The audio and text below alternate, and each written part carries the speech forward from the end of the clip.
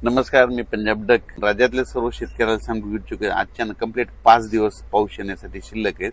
तुम्ही तुमची शेतीची कामे करून घ्या, कारण की राज्यामध्ये 7 ते 14च्या दरम्यान मान्सूनचा पाऊस येणार आहे आणि त्यामध्ये शेतकऱ्याच्या पेरण्या होणार आहे. पण या मान्सूनच्या पावसामध्ये काय होणार आहे, ओढे नाले वाहतील असा पाऊस पडणार आहे, नद्यांना पाणी देखील येणार, पूर देखील येणार आहे, म्हणून हा अंदाज लक्षात येतात. पण या मान्सूनच्या पावसात गारपीट कधी नसते, पण यावर्षी या मान्सूनच्या पावसात मात्र 7 ते 14 मध्ये ठिकठिकाणी गारपीट बघायला भेटणार आहे. म्हणजे ह्या मान्सूनच्या पावसामध्ये देखील गारपीट पाहायला भेटणार आहे. वादळी वारं देखील वाऱ्याचा वेग देखील बघायला भेटणार आहे. पाऊस देखील तसाच पडणार आहे. नद्याला पाणी येणार आहे, ओढे नाले खळखळून वाहणार आहे, म्हणून हा अंदाज लक्षायचा. तर सांगायचं झालं तर मग ही गारपीट कोणत्या कोणत्या जिल्ह्यात होईल, तर सर्वप्रथम आपण विदर्भाकडून घेऊ.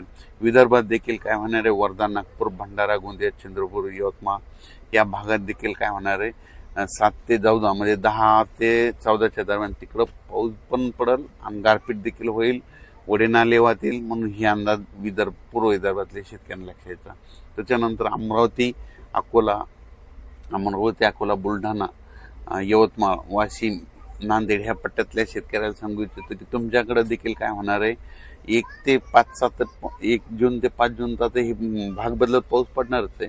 पण त्या व्यतिरिक्त काय होणार आहे, 7 ते 14 मध्ये जे पाऊस येईल मान्सूनचा, त्याच्यामध्ये पाऊस पण पडणार आहे, गारपीट पण होणार आहे, नदी नाल्यांना पाणी देखील येणार आहे, ओढ्यांना खळखळून वाहणार आहे, म्हणून ह्या जिल्ह्यात ह्या पट्ट्यातल्या शेतकऱ्यांना लक्षात येतं. त्याच्यानंतर मराठवाड्यातल्या शेतकऱ्याला सर्वप्रथम सांगू इच्छितो, मराठवाड्यामध्ये झालं, नांदेड जिल्हा झालं, हिंगोली जिल्हा झालं, परभणी जिल्हा झालं, लातूर जिल्हा झालं, बीड जिल्हा झालं, जालना जिल्हा झालं, संभाजीनगर, त्यानंतर इकडं जळगाव ह्या पट्ट्यात देखील सांगू इच्छितो की तुमच्याकडे देखील 1 जून ते 6 जूनच्या दरम्यान दररोज वेगवेगळ्या भागात चांगला भाग बदलत पाऊस पडणार आहे, 1 जून ते 6 जून. पण त्याच्यानंतर काय होणार आहे, 7 जून ते 14-15 पर्यंत तर मात्र मोसमी पाऊस मात्र खूप बरसणार आहे, ओढे नाले खळखळून वाहणार आहेत आणि त्याच्यामध्ये शेतकऱ्याची पेरणी देखील लागणार आहे. म्हणून हा अंदाज देखील शेतकऱ्यांनी मराठवाड्यातल्या त्या सगळे आता जे जिल्ह्याचे नाव सांगितले त्यांनी लक्षायचं. त्याच्यानंतर सगळ्यात महत्त्वाचं पश्चिम महाराष्ट्रामध्ये सगळ्यात महत्त्वाचं अहिल्यानगर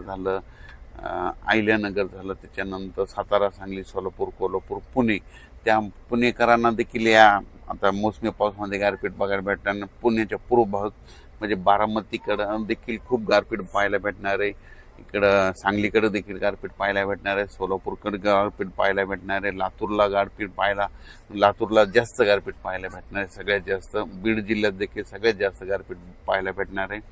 त्याच्यानंतर इकडं सातारा जिल्ह्यात ओढे नाले वाहणारा पाऊस पडणार आहे. त्याच्यानंतर इकडं अहिल्यानगरमध्ये देखील पाऊस पण पडणार आहे, गारपीट पण होणार आहे, ओढे नाले देखील वाहणार आहे. म्हणून 1 ते 5 ही अंदाज भाग बदलतचा घ्यायचा आणि त्यानंतर 7 ते 14 मध्ये देखील मान्सूनचा खूप पाऊस पडणार आहे, म्हणून हे देखील लक्षात. त्याच्यानंतर उत्तर महाराष्ट्राकडे नाशिक, नंदुरबार, धुळे जिल्ह्यात त्या भागात देखील काय होणार, तिकडे देखील पाऊस पण पडणार आहे आणि काही काही भागात गारपीट पण होणार आहे, म्हणून अंदाज लक्षायचा. त्याच्यानंतर हे कोकणपट्टी, घाटमाता, परिसर माता तिकडे मुसळधार पाऊस ते चालूच राहणार आहे, म्हणून ते कोकणपट्टीच्या विभागातले अंदाज त्यांनी देखील लक्षायचा. पण राज्यात सांगायचं झालं तर 3, 4, 5 तारखेपर्यंत दररोज विखुरलेल्या स्वरूपाचा भाग बदलत पाऊस पडणार आहे. त्याच्यामध्ये गारपिटीचं प्रमाण असणार आहे, वाऱ्याचं प्रमाण असणार आहे, म्हणून स्वतःची काळजी घ्या, पाळीव प्राण्याची काळजी घ्या. पण त्याच्यानंतर मात्र 7 जून ते 15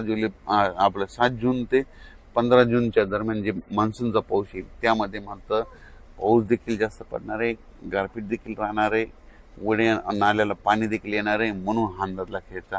आणि जमिनीमध्ये जर ईदभर ओल गेली तर तुम्ही तुमचा पेरणीचा निर्णय घेऊ शकता. अचानक वातावरण बदल झाला तर परत एक मेसेज